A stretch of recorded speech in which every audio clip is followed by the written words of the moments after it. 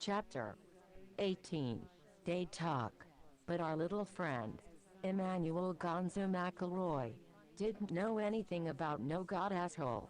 Gonzo was just a happy little kid, with all the other happy kids, and the grown-ups. They were mega happy too. The valley was a real nice and safe place to grow up, and his mother, Veggie, was really loving and caring, and they all loved Veggie.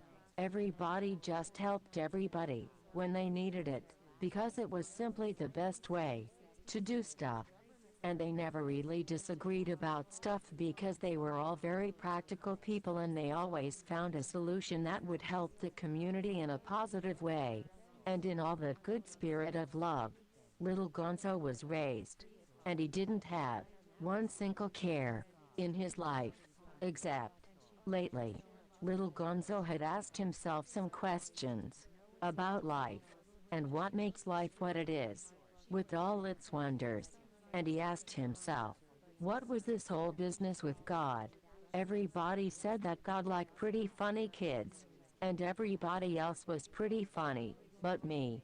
And Gonzo thought, does it mean that God doesn't love me? I'm not funny at all, I'm normal. And Gonzo got a little sad when he was thinking about it and thought it sucked to be normal. And he couldn't really talk to the grown-ups. They just smiled and said, you don't have to be pretty funny, Gonzo. When a little sweet boy is as pretty as you, he don't have to be funny too. But that was not an answer.